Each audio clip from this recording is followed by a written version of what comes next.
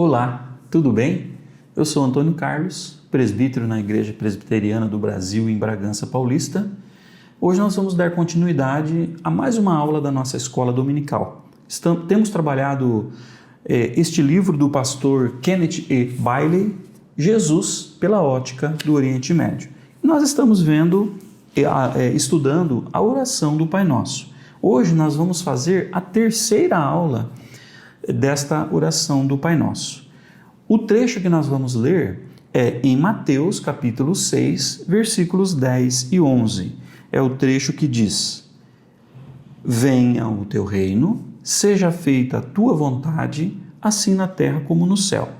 O pão nosso de cada dia nos dai hoje. Essas duas frases, então, da oração do Pai Nosso, é o que nós vamos estudar hoje. Antes de dar início, meus irmãos, eu gostaria que você se inscrevesse no nosso canal, no canal da igreja. Lá existe vários conteúdos para crianças, para adultos, tem as pregações do pastor Cícero. Então, deixe seu like, compartilhe o material que nós estamos divulgando, se inscreva no canal da nossa igreja, clique no sininho para você receber as notificações de toda vez que entrar um conteúdo novo e assim você poder aprender um pouco mais sobre a palavra de Deus, ok? Então vamos lá. A oração do Pai Nosso, parte 3. Venha o teu reino, seja feita a tua vontade, assim na terra como no céu. O pão nosso de cada dia nos dai hoje. Muito bem, vamos lá, meus irmãos. Hoje nós vamos entender então o segundo e o terceiro pedido da oração do Pai Nosso. Vamos começar com venha o teu reino. Meus irmãos, sobre o reino de Deus, nós precisamos levar em consideração o que a história comum, o que as visões comuns levam em consideração sobre o reino de Deus, sobre o que é reino de Deus. Meus irmãos, o primeiro ponto de vista pensa que Deus é como um relojoeiro que montou um relógio, deu corda, deixou em cima da mesa, até que aos poucos, assim como vai acabando a corda do relógio, ele para de funcionar. E o Deus, que é o criador dessa história, que é o criador desse relógio, não tem nada a ver com o que acontece com aquele relógio, já fez a parte dele, que é dar corda naquele relógio.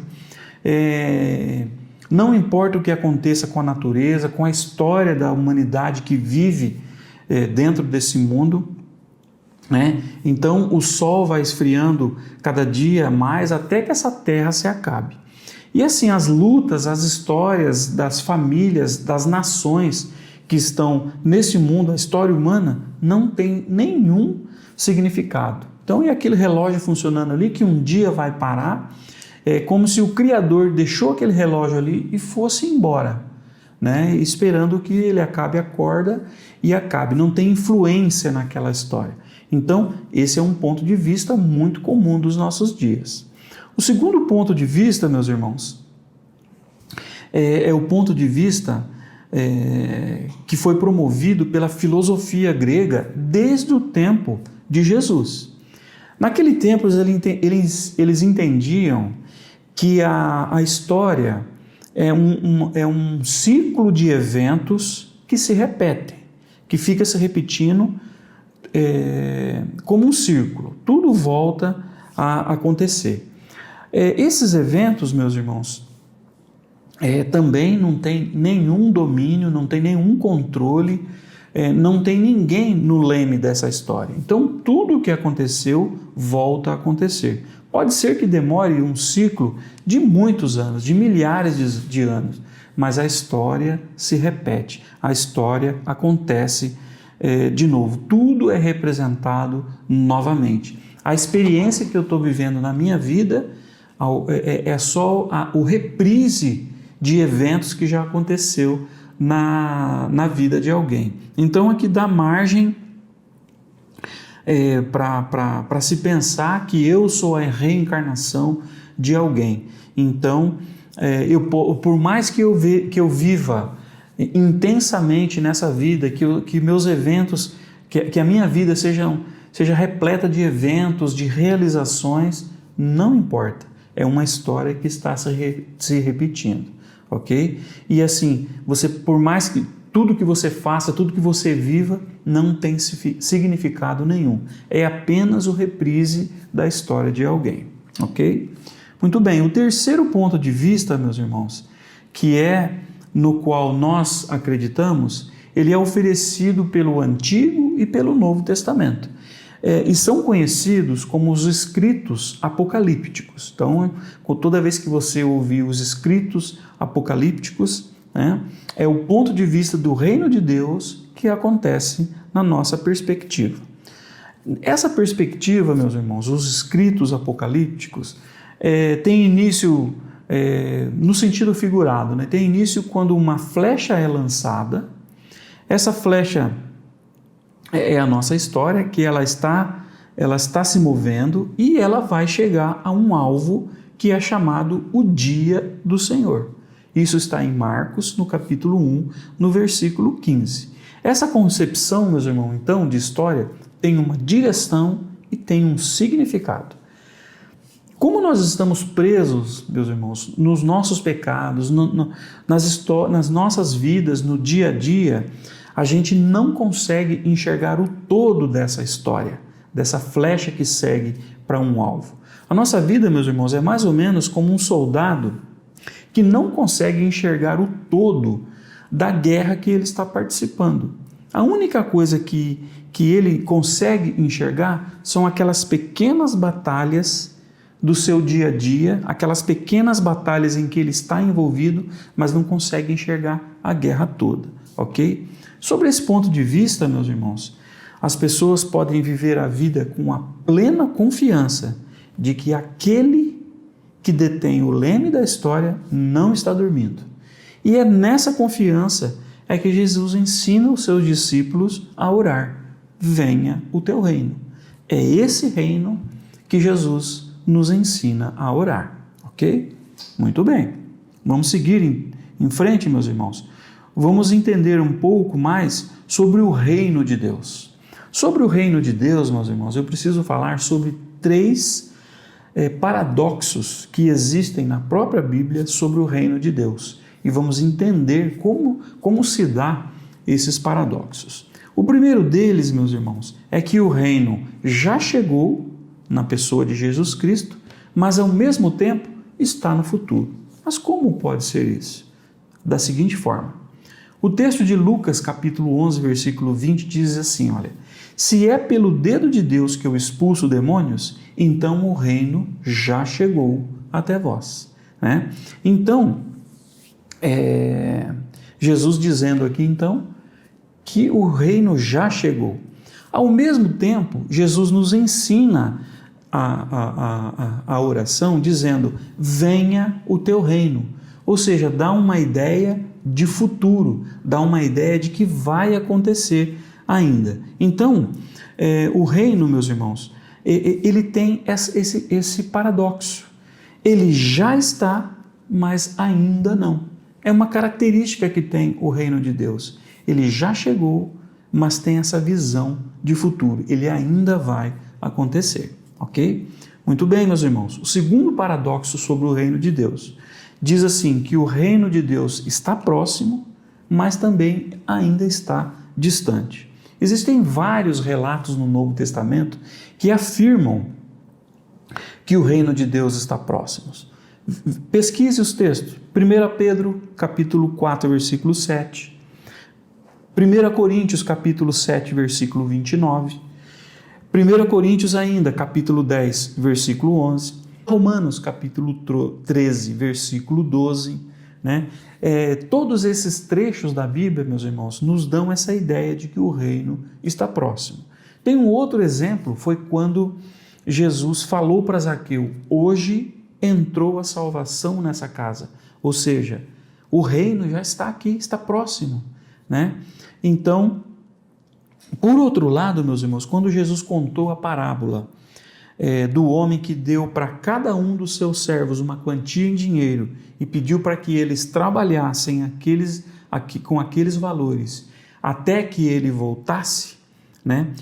Aliás, é uma das parábolas que nós temos gravado no conteúdo do canal. Quando você puder, você verifique lá e relembre essa parábola, ela dá essa ideia também, meus irmãos, de que o reino está mais distante e de que nós devemos trabalhar, devemos nos preparar para o dia em que esse reino vai chegar. Então, esse é um outro paradoxo que nós temos. O reino está próximo, mas também está no futuro, ainda está distante, ok?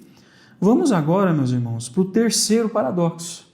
O terceiro paradoxo sobre o reino de Deus, o texto base está em Lucas capítulo 21, de 5 a 36. É um texto longo, meus irmãos. Eu peço que vocês procurem ler esse texto. Muitos de nós já o conhecemos. Lucas capítulo 21, de 5 a 36. Nesse trecho da palavra de Deus, meus irmãos, Jesus descreve os sinais da vinda do reino, os sinais escatológicos, o que vai acontecer no dia que o reino de Deus chegar. Tá? Então,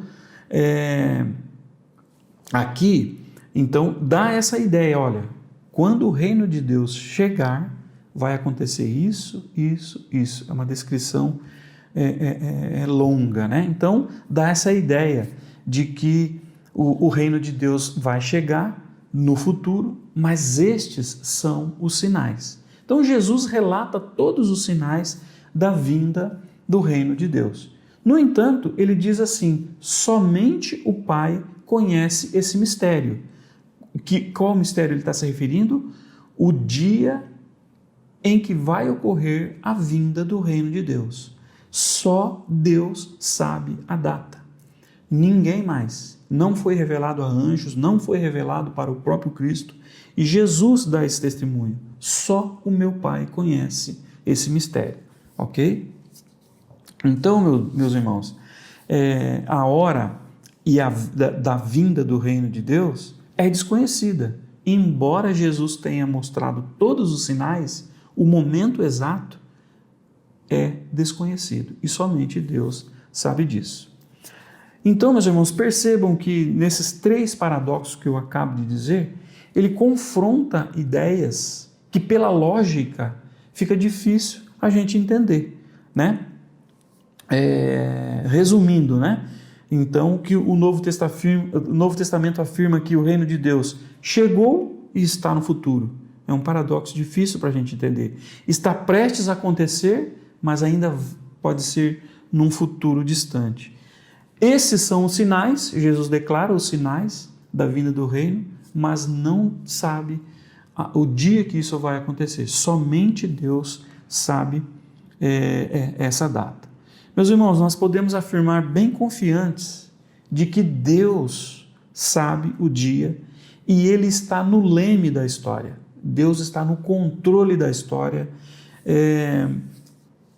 Nós podemos orar tranquilamente que venha o teu reino, porque a nossa confiança é de que nosso Deus está conduzindo o leme dessa história. Nós podemos ter fé e confiança e devemos nos preparar para o dia da vinda do Senhor, vinda do reino de Deus. Apesar desses paradoxos, exige de nós confiança e fé de que Deus está no leme da história. E devemos estar preparados porque a vinda do reino de Deus ocorrerá. Ok? Muito bem, meus irmãos.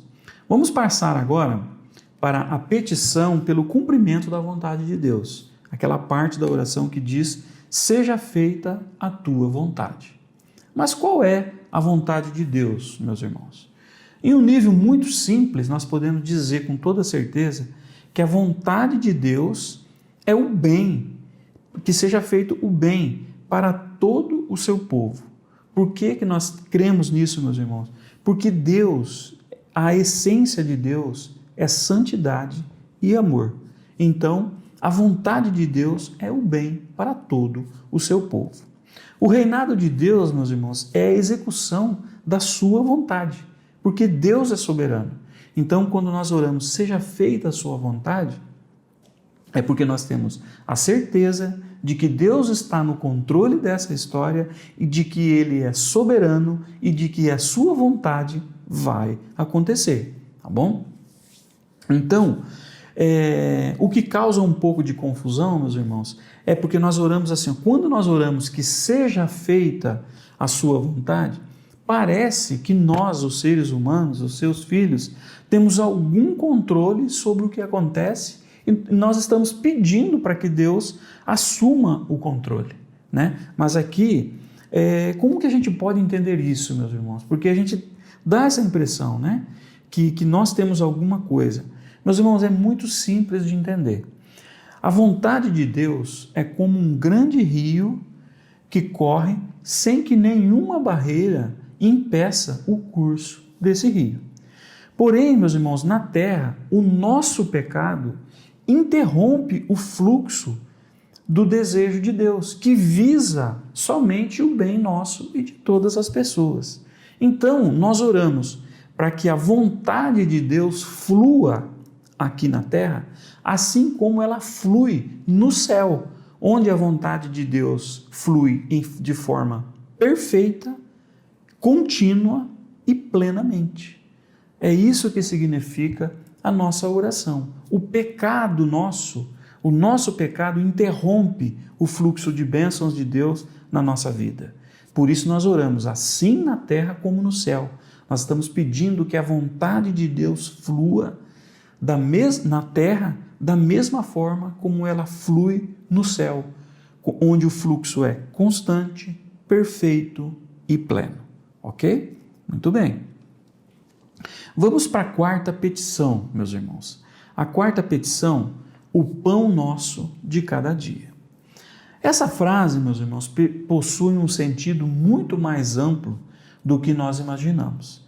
A palavra original dessa palavra, do pão nosso de cada dia nos dai hoje, significa que nós estamos pedindo o pão de hoje, no sentido de tempo, o pão de amanhã, no sentido de tempo também.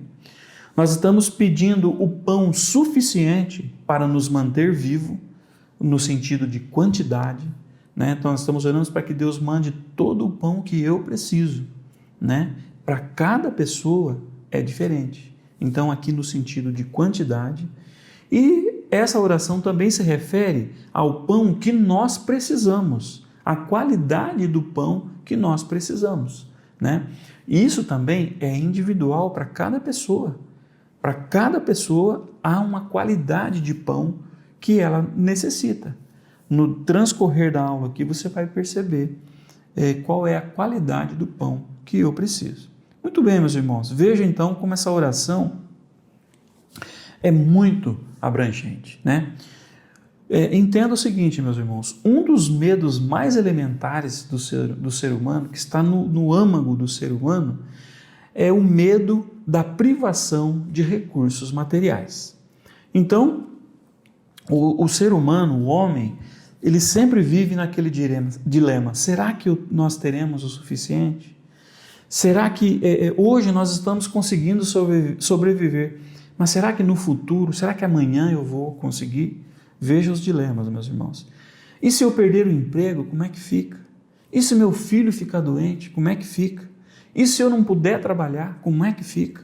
Então, meus irmãos, estes medos são profundos para todos os seres humanos e abatem o espírito humano, essas grandes dúvidas. E nesta oração, meus irmãos, Jesus está nos ensinando a orar, pedindo toda a libertação desses medos. É nisso que eu quis dizer, meus irmãos, todo o pão que precisamos, né? Então, Jesus está nos ensinando, meus irmãos, a pedir aquele pão do alimento, aquele pão de amanhã, aquele pão de hoje, aquele pão que não acaba, aquele pão que dura para sempre, aquele pão que venha suprir o meu medo do futuro, ou seja, todas essas modalidades de pão que nós citamos agora há pouco, né? Agora aqui acima. Nós estamos pedindo, meus irmãos, para que Jesus nos liberte desse medo que nós temos da privação de seja lá o que for, né? Para que Jesus intervenha nesse medo que eu tenho do futuro, né? Ou seja, para que Deus e Jesus me atenda em todos os medos que eu tenho. Então, além do pão material, meus irmãos, nós estamos pedindo nesta oração uma libertação espiritual de tudo o que nos aflige, né? E veja então como essa oração é ampla, como essa oração é abrangente. Eu gostaria de contar um testemunho para vocês de um tio que nós temos, que ele sofreu privação quando ele era pequeno. Passou fome quando era pequeno. Essa é uma história muito comum para muitas pessoas. E essa experiência de passar fome foi muito traumatizante para ele. É um grande medo que ele tem de passar fome. Então, hoje em dia, e depois que ele passou por isso, cresceu, virou um adulto, ele não aceita mais passar fome. Então, quando a mesa está posta, ele come tudo o que tem na mesa. E ensinou a sua família a agir dessa forma também. Então, não sei se amanhã vai ter pão, vou comer tudo que tem. Come tudo, né? Então, assim, o que isso desencadeou? Uma obesidade, não só uma obesidade mórbida até, engordou demais porque tem esse medo, come tudo, né? Tem aquele medo de sentir fome, né? Então, essa é uma realidade para muitas pessoas e Deus pode nos livrar desse medo, né? Nós podemos pedir o pão para hoje, o pão para amanhã, né? Deus vai suprir, ok? Muito bem, meus irmãos, continuando aqui então, nós vamos ver ainda que esse texto, o pedido de pão, ele contém alguns tesouros, né? Nós pedimos pão, não pedimos bolo, não pedimos pudim, não pedimos churrasco, nós estamos pedindo então, meus irmãos, aquilo que sustenta a nossa vida, não é os extras, não é as demais coisas, né? Ou seja, meus irmãos, o consumismo, o reino de Mamon não tem vez nessa oração. Basta o suficiente, basta o pão de cada dia, ok? Uma outra preciosidade, meus irmãos, um outro tesouro que tem nessa oração. Nós pedimos o pão nosso e não o meu pão, né? O que significa isso? Tem um sentido comunitário, tem um sentido de família. Eu peço para as pessoas da minha comunidade, Jesus está nos ensinando a orar pelo pão das outras pessoas também, né? Porque se fosse o meu pão, Jesus diria, o pão meu de cada dia, mas ele nos ensinou a orar o pão nosso de cada dia. Ou seja, nós devemos olhar para as outras pessoas, nós devemos olhar para a necessidade das outras pessoas também. Não é só para mim, não é só individual. Essa oração não é uma oração egoísta, ela é para a comunidade, ok? O terceiro tesouro, meus irmãos, desta oração diz que o seguinte, que esse pão é uma dádiva. Se é uma dádiva, meus irmãos, o pão é um presente que Deus nos dá, né? Não é um direito meu, não tenho direito ao pão, né? Mas Jesus me ensina a orar pedindo, e quando Deus nos dá, é uma dádiva, é um presente, não é um direito meu. Deus me dá porque Ele quer dar. Porque, meus irmãos, Deus é o dono de todos os recursos materiais. E quando Ele me dá o pão, né, Ele está me dando uma dádiva, Ele está me dando um presente, ok? Um outro detalhe, meus irmãos, é assim, olha, o entendimento de que tudo pertence a Deus é muito decisivo para que a gente tenha uma vida jubilosa. Eu preciso entender que tudo pertence a Deus. Não adianta eu lutar e trabalhar pelo pão nosso de cada dia se Deus não der, porque tudo pertence a Deus. Tudo que tem na nossa mão não é nosso. Nós somos mordomos, como que mordomos de tudo o que Deus coloca na nossa mão, inclusive o pão nosso de cada dia, ok? Muito bem, meus irmãos. Esses, então, são os segredos, né, do que é o reino de Deus e o que é o pão nosso, ok? Era isso que eu tinha para hoje. Obrigado por sua atenção, pela sua participação nas nossas aulas. Aproveite, deixe seu like, compartilhe esse material, se inscreva no canal da nossa igreja e nos ajude, assim, a divulgar a palavra de Deus, ok? Muito obrigado, Deus te abençoe. Até a próxima aula sobre a oração do Pai Nosso, na parte 4, que ocorrerá na semana que vem, se Deus quiser. Obrigado.